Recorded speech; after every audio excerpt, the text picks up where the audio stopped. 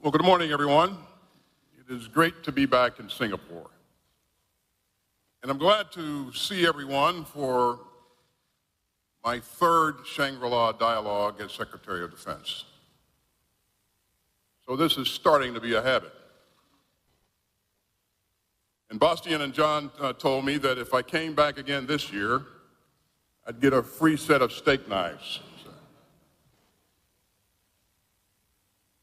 So let me again thank IISS and our hosts for bringing us together here.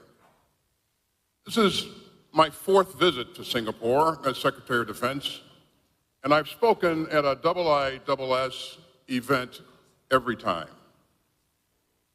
And there really is nothing like the Shangri-La Dialogue. I'm glad that we've got a distinguished bipartisan delegation here this year from the United States Congress. Let me thank Singapore for being such an outstanding host year after year. I'm especially grateful to Senior Minister Teo and to my good friend, Minister Wong. Let me congratulate Prime Minister Wong on his new role. And you know, it's great to see so many friends and valued colleagues in Singapore, such as Deputy Prime Minister Marles and President-elect Prabowo. We've also got some great partners who are here for the first time as Ministers of Defense, including Minister Kihara, Minister Shen, Minister Collins, Minister Teodoro, Secretary Teodoro, and more. Let me also note that yesterday, I had the opportunity to meet in person for the first time with Minister Dong of the People's Republic of China. We had a frank discussion, and that's important. When we all gathered here last year, I said that the right time for defense leaders to talk is any time and every time. So there is no substitute for direct military-to-military talks between senior leaders. And there's no substitute for open lines of communication to avoid misunderstanding and miscalculations. As I've always said, dialogue is not a reward. It's a necessity. And so I look forward to more talks with the PRC. Now, I know that you've seen a lot of me in this region. This is my 10th visit to the Indo-Pacific as Secretary of Defense. And I've attended every ADMM Plus gathering on my watch. And that's because the United States is a Pacific nation. And it's because this region, more than any other, is shaping the course of this century. The United States is deeply committed to the Indo-Pacific. We are all in, and we're not going anywhere. As President Biden has said, for decades, America's enduring commitment to the region has been a springboard that's enabled transformative growth, ensured the open flow of commerce, and lifted millions of people out of poverty. And in today's world, the President noted, that relationship goes both ways. The United States remains vital to the future of the region. And the region is more vital than ever to the United States of America. You know, I made my first trip to Singapore as Secretary of Defense in July of 2021, in the first months of the Biden administration. And Singapore and the region were still in the midst of the COVID pandemic. The whole audience was wearing masks. And leaders in this region were focused on how to source more vaccines and to climb out of the pandemic and open back up. But the region's recovery since then has been nothing short of inspiring. And that's a reminder of how much we can achieve together and how our deep ties can let us come together during tough times.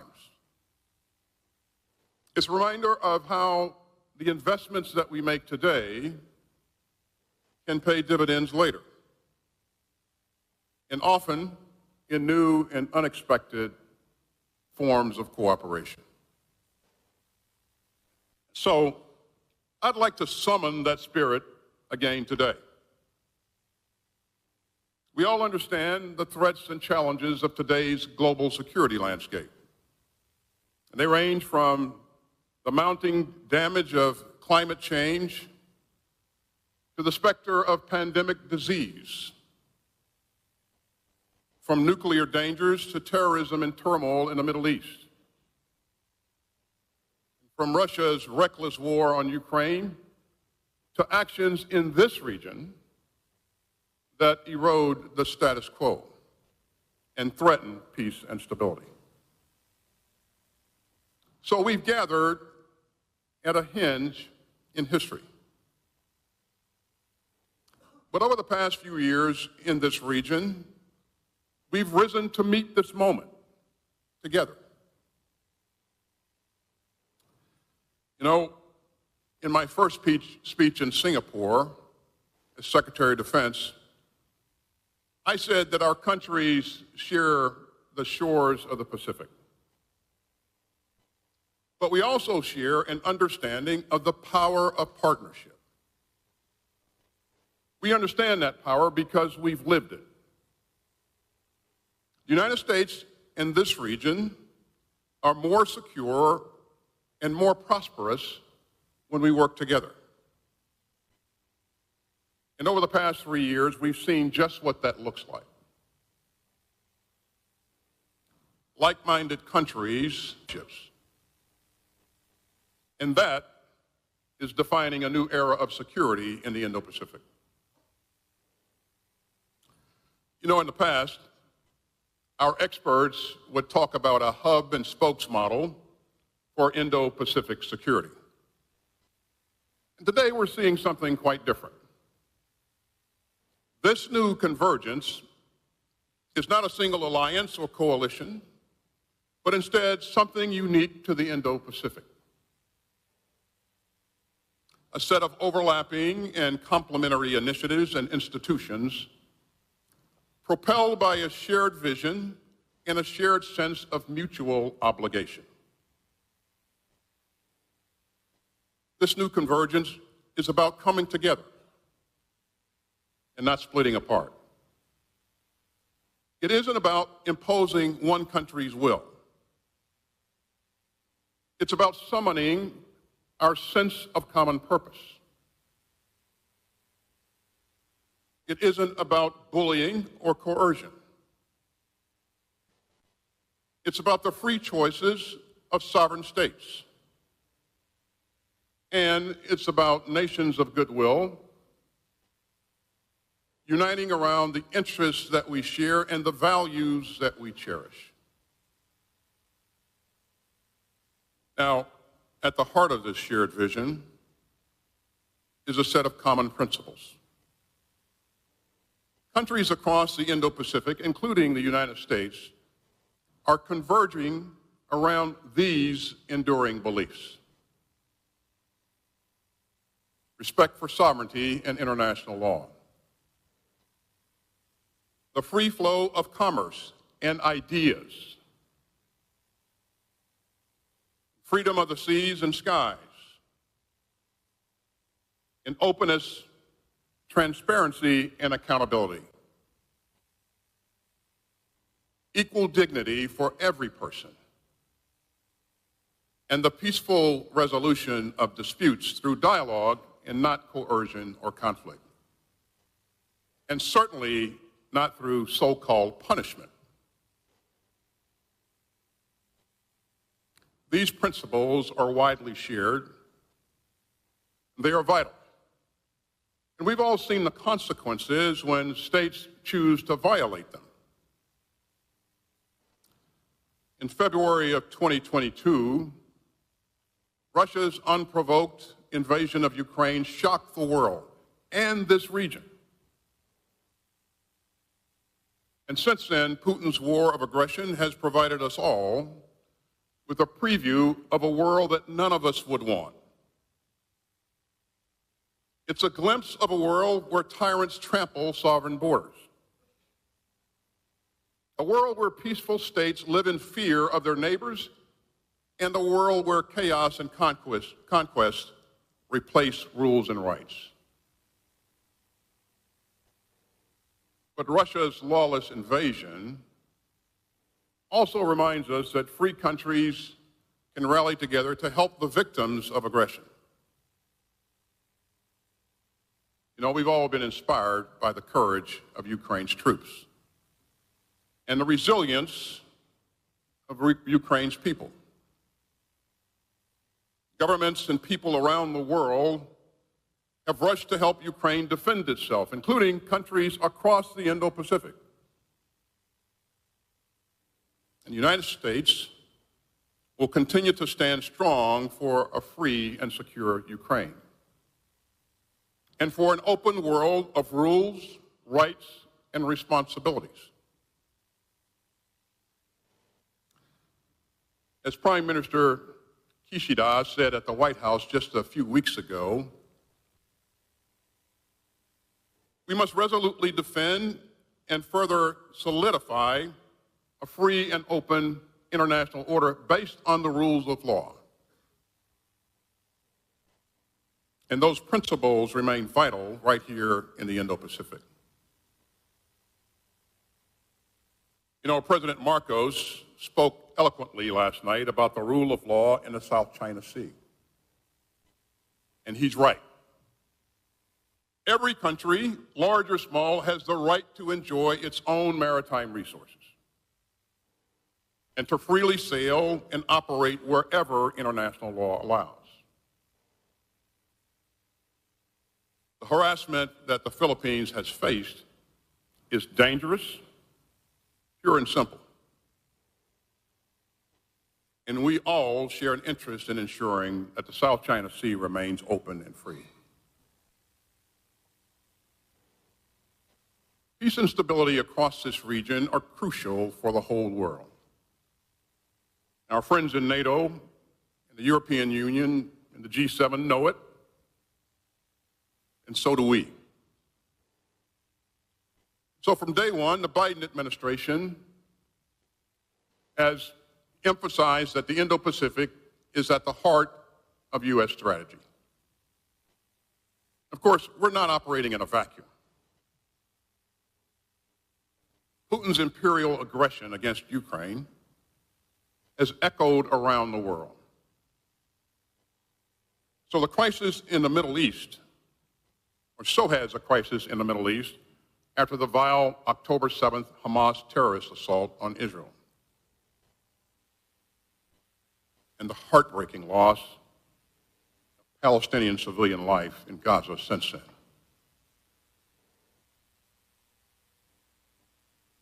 But despite these historic clashes in Europe and the Middle East, the Indo-Pacific has remained our priority theater of operations.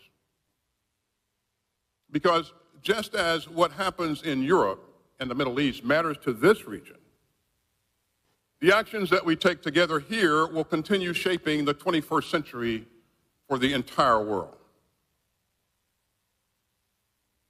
And safeguarding the security and prosperity of this region remains the core organizing principle of U.S. national security policy.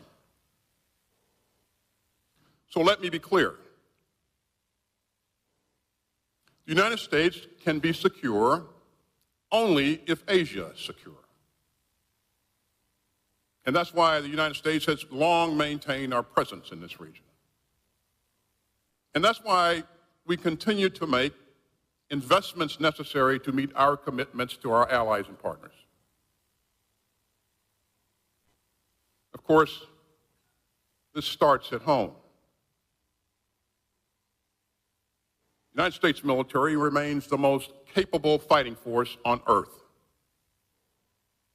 With the support of Congress, this administration has delivered major funding every year to keep it that way. And we've consistently linked our investments to our strategy. And I am proud that over the past 3 years, the United States has devoted historic amounts of resources towards maintaining peace, stability, and deterrence in the Indo-Pacific. Over the past 3 years, we've worked together with our friends to make this region more stable, more secure, and more prosperous. So today, I want to talk not just about the principles that we share, but also about the results that we've delivered. The Department's National Defense Strategy calls U.S. alliances and partnerships our greatest global strategic advantage. And today, that's truer than ever. So together with our friends in the region, we're breaking down national barriers and better integrating our defense industries. With Japan, we're developing a glide phase interceptor to counter hypersonic threats. With India, we've made historic progress on co-producing fighter jet engines and armored vehicles. Across Southeast Asia, we're using new technology and training to uphold freedom of navigation in the South China Sea. And that includes working closely with our allies in the Philippines to field maritime defensive capabilities and expanding maritime domain awareness across the region. And this spring, President Biden secured unprecedented funding for foreign military financing in the Indo-Pacific. We're moving quickly to get those funds to our partners. The recently passed National Security Supplemental also included major investments in our submarine industrial base to help strengthen our AUKUS partnership with Australia and the United Kingdom. We're also working together to fortify the shared capacity of the defense industrial bases of our allies and partners. And that's why so many countries, including the United States, are endorsing a statement of principles today to strengthen the resilience of the region's defense industrial bases. And so we are operating with our allies and partners like never before. And that part of the new convergence means more interoperability, more advanced capabilities, and more security. With Japan and the Republic of Korea, we have created a multi-year trilateral exercise plan. Its highlight is a new named exercise that will allow our countries to train together in unprecedented ways. With the Philippines, Australia, France, and more than a dozen observer countries, we just concluded the biggest Balikatan exercise yet. We're also making huge strides in two other major multinational exercises. Super Garuda Shield in Indonesia and Cobra Go in Thailand. Both now have higher participation levels than before the pandemic. And they're both getting larger and more complex. We've also secured a series of historic agreements with our allies and partners to transform our force posture throughout the Indo-Pacific. With Japan, we're forward stationing the most advanced formation in the United States Marine Corps. With the Philippines, we're expanding U.S. rotational access to 4 new sites through our Enhanced Defense Cooperation Agreement. With Papua New Guinea, we finalized an historic defense cooperation agreement last year. And with Australia, we're moving out on major posture initiatives in every domain. And so these agreements are historic. And they're just the starting point. We are on the verge of even more powerful changes to our posture and presence in the Indo-Pacific. These changes rest on new and future arrangements among our Indo-Pacific allies and partners, as well as with our European partners. And you can see this growing trend in the new reciprocal access arrangement between Japan and Australia. And it's creating unprecedented opportunities. As these efforts mature, they will mean more seamless combined operations throughout the region.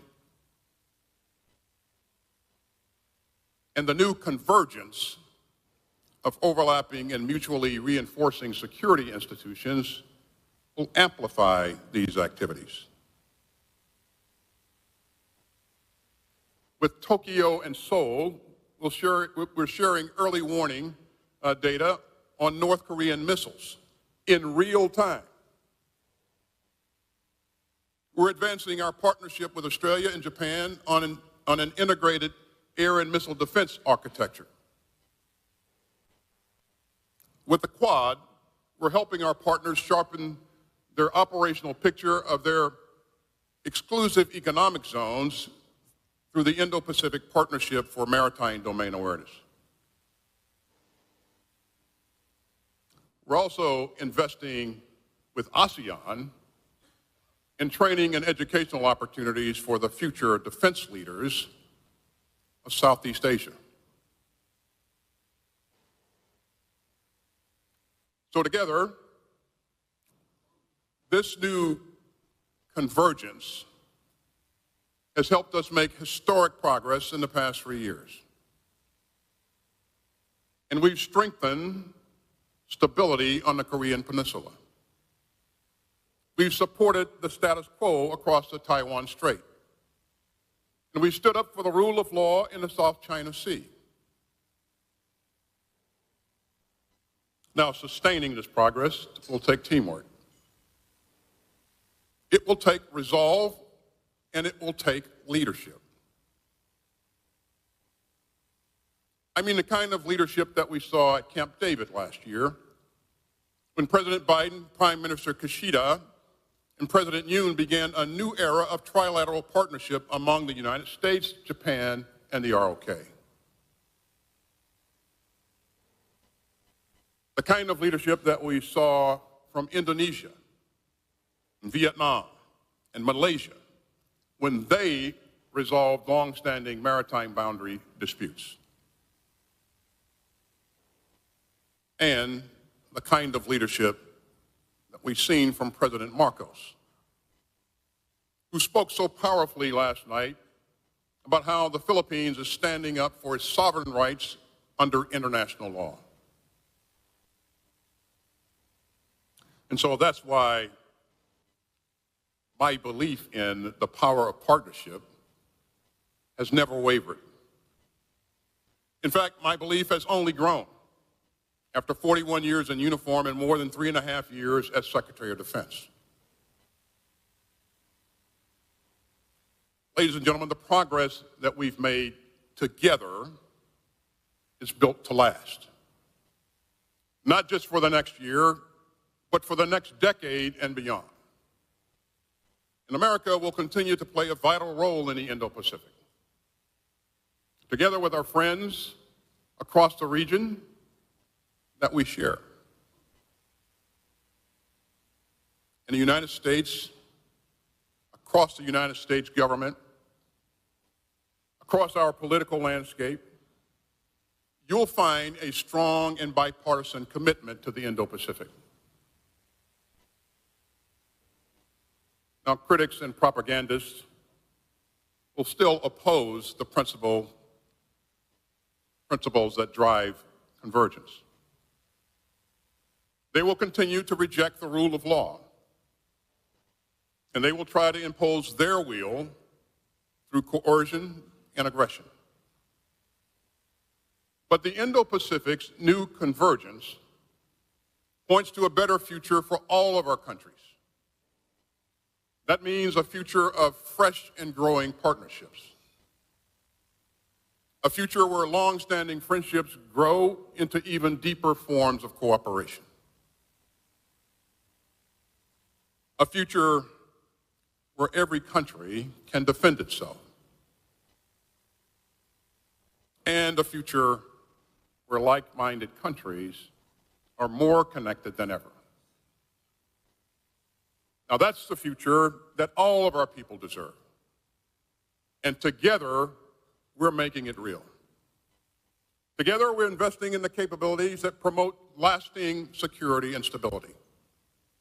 And together, we're ensuring that the Indo-Pacific will remain open and free.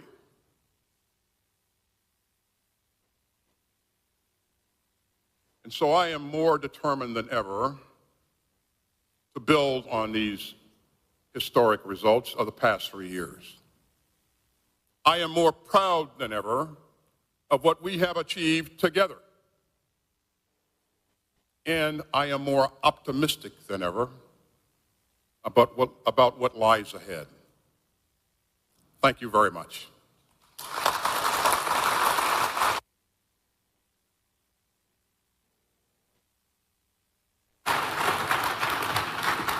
Secretary Austin, thank you very much for those remarks. I think you made a very interesting point about the evolution from a hub and spokes model to the convergence of overlapping initiatives that you explained in your remarks, the common purpose that you see around shared interest and values. You gave us important examples of progress that has been made around exercises, around military to military contacts, defense industrial resilience you mentioned, posture changes you mentioned.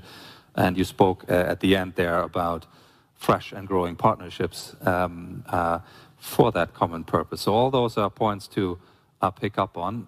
We will now have a few questions. We'll take a few individual questions and we might start grouping a few of them together. The list is getting longer by the second. The first person I'd like to... So it's a good time to stop then. We've got a bit of time. So the first one I'd like to ask is Trisha Ray from India and from the Young Leaders Program. Trisha, your microphone is live. Thank you. Trisha Ray from the Atlantic Council. Secretary Austin, my question for you is there enough momentum in the US's Indo-Pacific strategy and the network of complementary and overlapping institutions, as you mentioned, to ensure continuity irrespective of the results of the US election? I think there is significant momentum. I think a good example is the relationship that we enjoy with India right now is as good as or better than our relationship has ever been. It's really strong. You know, several years ago, we set out with a notion to gain approval for India to build jet engines for fighter aircraft in India. I served on the board of a company that makes jet engines for fighter aircraft, and I know how difficult this was going to be. And we were hopeful but very skeptical that we could get this across the finish line. We did it. That's happening. As I said in my speech, we're co-producing armored vehicles with India. So the anchors of our progress are sunk pretty deep throughout the region. And they're based on a common vision and common values. And so I believe that the momentum that we see is going to not only continue, but that flywheel is going to pick up speed because this benefits us all. But to answer your question, yes, I do think that this will be lasting. You didn't ask me about who I thought would win the election, but I'll be willing to share that with you. So. Thank you very much, Secretary. The next question from South Korea, Chung-Min Lee. Mr. Secretary, thank you for your wonderful speech. The U.S. has always said that the ROK is a linchpin of Asian policy and security in the region. And yet, unlike AUKUS, the U.S. has been quite lukewarm to South Korea's desire to have nuclear-powered submarines. So my question to you, sir, is if the South Korean government officially asks Washington for its support in building nuclear-powered submarines for the ROK Navy, would you support such an initiative? Thank you. Well, I would tell you that, and I see Deputy Prime Minister Maul sitting right in front of you there, but the initiative that we've taken on with Australia and the UK is one that will provide stability and security, assist in providing stability and security for the region for decades to come. This is a generational investment. This is no small endeavor. It is very, very difficult to go through each piece of this. And so we've just started down this path with Australia. Highly doubtful that we could take on another initiative of this type anytime in the near future. But I would also point out, and you mentioned this earlier, what a strong ally the ROK is for us, and the fact that we have depended on each other and will continue to depend on each other for the foreseeable future. And we're seeing so many positive things in the region. The relationship, the improving relationship between Japan, the ROK, and the U.S. I mean, this trilateral relationship is where it, in my view, has never been in recent past. So it's, taking on that kind of endeavor on top of what we're working through right now, I think would be very, very difficult for us. So. Thank you very much. I'll turn to, from Vietnam, Big Chan, please. Thank you, Chair. Secretary, you mentioned the Indo-Pacific Partnership for Maritime Domain Awareness. So the program has delivered radio frequency data to regional maritime agencies. So this sounds very similar to what the U.S. has already doing with CVision, the online platforms. So my question is that how does AEP MDA differentiate itself from existing initiative, and how it will be involved to remain responsive to maritime challenges? Thank you. I think I missed the question here, so could you just repeat the question? Yes, so I would like to know your thought on how the Indo-Pacific Partnership for Maritime Domain Awareness different from existing initiative, because what it has been doing is very similar to the CVision platform, then how it will evolve. Yeah. Thank you. There are some similarities in current capabilities, but the idea here is that we work together to increase capabilities going forward, and we use that mechanism to do that. And this is not focused just on one particular element of technology. This is focused eventually on a full range of possibilities that we can bring together. And the more the merrier, quite frankly. The more that we can share this with other countries in the region, the better it is for all of us. So we're off to a great start, and I think we have a lot of opportunities to continue to build on this going forward, and we're going to do just that. Thank you very much. And we have from the US and CNN, Ivan Watson. Ivan, your microphone is live. Yeah. Thank you. Secretary Austin, last night the Philippine president was asked about the ongoing sparring going on in the South China Sea between the Philippines and China, and about the potential scenario of a Filipino citizen or service member being killed. He said that would cross the Rubicon. It would be interpreted as an act of war. And he anticipated that treaty allies would hold that to the same standard. How would you interpret that type of scenario? Would the US government interpret a death at sea as an act of war? And would that invoke a mutual defense treaty? Let me begin by saying that our commitment to the Mutual Defense Treaty is ironclad. No questions, no exceptions, ironclad. I won't speculate on any hypothetical situation. What I would say, though, is that what we are doing and what we continue to try to do is to make sure that that doesn't happen.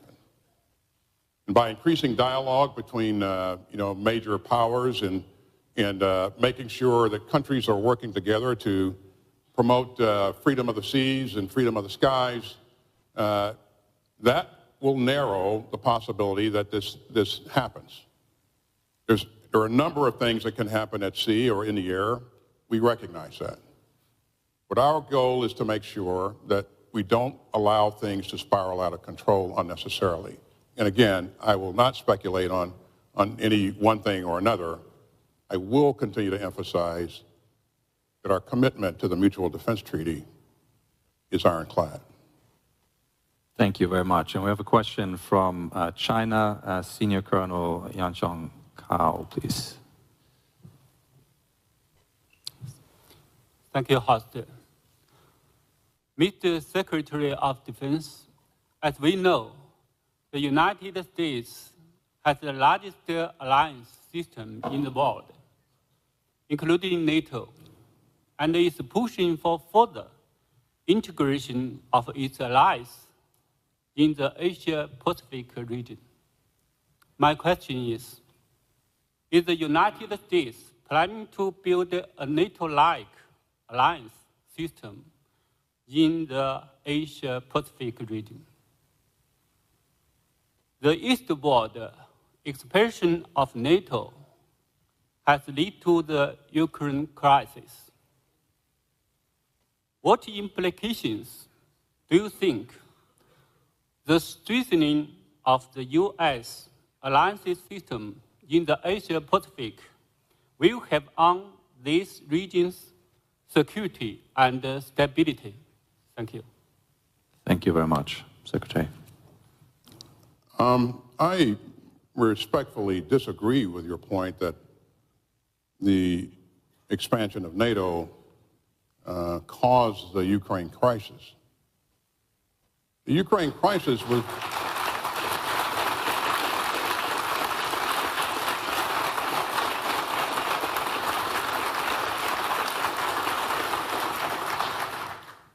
Ukraine crisis obviously was caused because Mr. Putin made a decision to unlawfully invade his neighbor, who had an inferior military at that point in time. He assumed that he could very quickly roll over his neighbor and annex the country. That was 2+ years ago. He has not achieved any of his strategic objectives to this point. But this was brought on because of a decision made by Mr. Putin. As to whether or not we're trying to create a NATO in the Indo-Pacific, I would tell you that what we're doing is what I said earlier in the speech. Countries of like-minded countries with similar values and a common vision of a free and open Indo-Pacific are working together to achieve that vision. And we've strengthened relationships with our allies and partners, and we see other countries strengthening their relationships with each other in the region. This is goodness. But it's because they have a common vision and common values. And we will continue to do those kind of things going forward. So. Thank you. And from Malaysia and the Young Leaders Group, Benedict Verasena. Thank you, Secretary Austin, for the engaging and enlightening remarks. My question is on the point of convergence, which you brought up toward the end of your speech. You know, convergence is a very subjective principle indeed. So what is your view on the principle of convergence in a multipolar world with the rise of middle powers, especially in the Indo-Pacific region, which seems in contestation with the idea of convergence under a unipolar world in the past 3 decades? Thank you. How strong is that force of convergence while we see middle powers rising and becoming more assertive? Thanks. I think that this convergence is indeed, it's very strong, and it's driven not by a singular treaty. It's driven by a desire for countries, like-minded countries, to work together to ensure that we maintain the vision of an open and free Indo-Pacific and maintain a rules-based international order. And I think because of that, we'll see the momentum increase in a very positive manner. But yes, I do think this is a strong movement, and I think, again, it will occur over time. But in the last 3 years alone, all of the things that I described earlier have occurred in 3 years. I would say that's momentum, and there will be other countries that want to do other things, and that's clearly understood. And as I said, there will be pundits and propagandists who have a different view, and that's fine. We welcome that. But the fact of the matter is, countries in this region really want to protect their fishing rights, their exclusive economic zones, and they really want to prosper. And we want that for them as well. Their neighbors want that for them. So I think there's strength here. Things won't necessarily occur overnight in a lot of cases, but again, in the last 3 years, we've seen some remarkable things. So. Thank you. From France, Céline Payon, please. Thank you, Chair.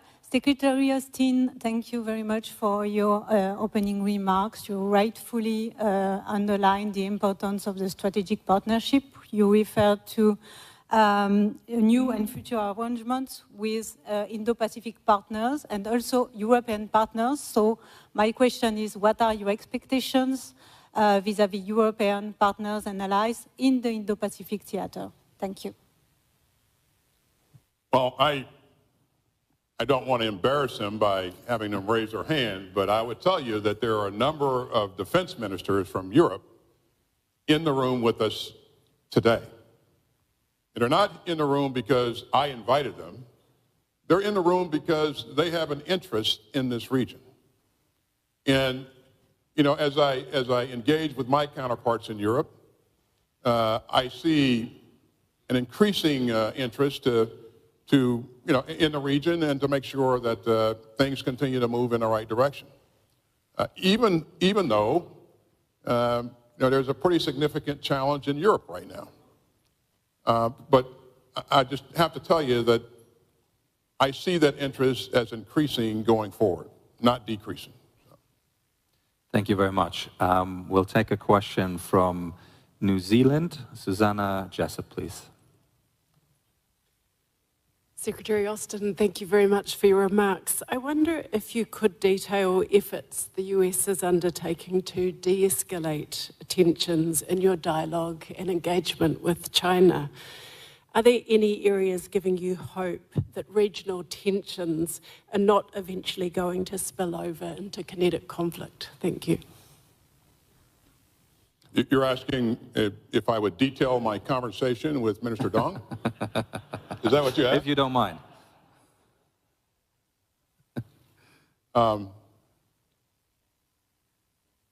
short answer is no, but the reason for that is I certainly, we both want to make sure that we maintain an open dialogue here. The key piece here, the key issue is that we're talking. And as long as we're talking, we're able to identify those issues that are troublesome, and that we want to make sure that we in place guardrails to ensure that there are no misperceptions and no miscalculations, and incidents can spiral out of control in a region. But you can only do that kind of thing if you are talking. And you'll recall, you've heard me say every year at this dialogue, you've heard me talk about the importance of making sure that those communications channels are open. And I told Minister Dong that if he calls me in an urgent matter, I will answer the phone. And I certainly hope that he'll do the same. And it's that communication that I think that will help to keep things in the right place and help us move things towards greater stability and security in the region. But I know that you didn't expect for me to detail my conversation with him anyway, but we did talk about a number of substantive issues that are important to both of us. And again, we will continue to work. We both want to make sure that the channels stay open, and hopefully they will. We'll continue to work on these issues between me and him, but also with our staffs and subordinates as well. So. Thank you very much. And we have a question from the UK and the ISS. Viraj Solanki, please. Viraj. Thank you, Bastian, and thank you, Secretary Austin. Mr. Secretary, how do you see prospects for the Quad grouping of the US, Australia, Japan, and India? There's not been a leadership-level summit this year due to scheduling issues, and do you think the group needs to develop a more overt, security-focused agenda to stay relevant, and how does it compare and contrast to the new quadrilateral grouping established, the so-called Squad of US, Japan, Australia, and the Philippines? Thank you. So the question is, as far as the Quad is concerned, should we have more of a security focus? I think there is a security focus, and of course I engage with my counterparts in each of those countries routinely. But there's an important point here. The United States military is a big hammer, and each of these countries have big hammers in their militaries. But that hammer is not the only solution to every problem, or it's not the only solution to most problems.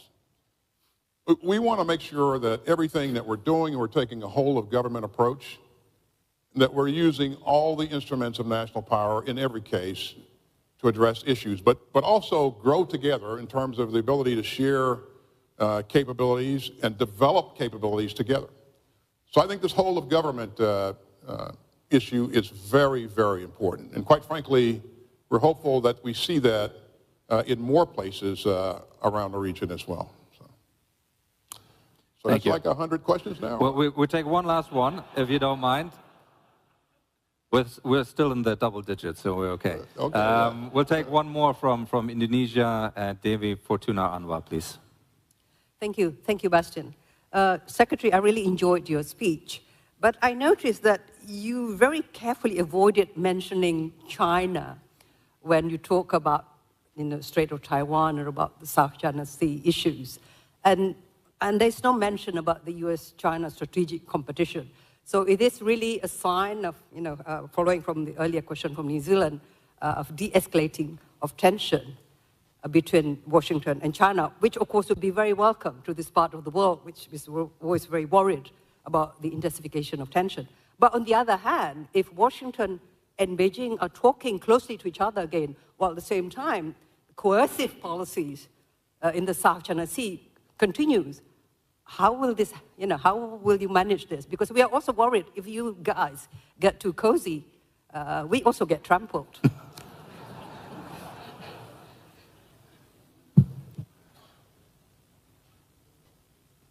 Well, it's clear that, and I've said this a number of times, that what we're looking for and what we have, quite frankly, in our relationship with China is a relationship based upon competition.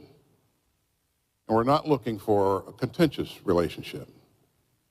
But I really, and to the point that you're making, we really have to be clear about our expectations and the issues that we see that are very, very troubling.